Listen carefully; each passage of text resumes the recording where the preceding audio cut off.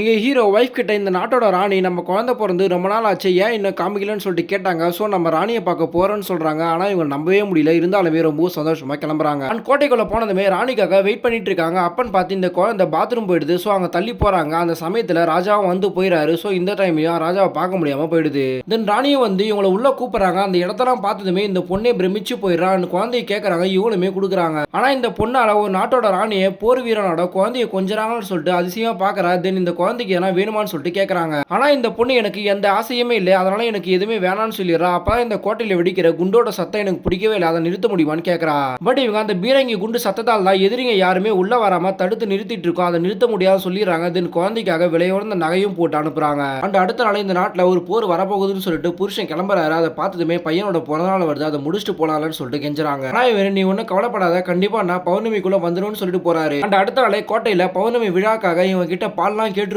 அந்த சந்தோஷத்துல பாலை கொண்டு போய் கொடுக்குறாங்க. அப்பன்னு பார்த்து ஒரு போர் வீரன் அடிபட்டு இவங்க கோட்டையில வந்து போடுறாங்க. அதை பார்த்ததுமே நம்ம புருஷனும் இங்க வந்துருப்பாருன்னு சொல்லிட்டு செக் பண்ண ஆரம்பிக்கிறாங்க. அதுக்குள்ளேயே சூரியன் மறைஞ்சு பீரங்கி குண்டு வெடிச்சிருது. ஸோ இப்போ வெளியே போகிறதுக்காக ட்ரை பண்ணிட்டு இருக்காங்க. இவங்க போறதுக்குள்ளேயே கேட்டையும் மூடிடுறாங்க. பட் வீட்டில் குழந்தை பசியோட இருப்பா, அவனுக்கு எப்படியாச்சும் நம்ம பால் கொடுக்க வெளியே போய் ஆகணும்னு சொல்லிட்டு அங்க இருக்கவங்க கிட்ட கெஞ்சி பாக்குறாங்க. ஆனா அவங்க இப்போதைக்கு நீ வெளியே போக முடியாது, காலையில தான் வெளியே போக முடியும்னு சொல்லிடுறாங்க.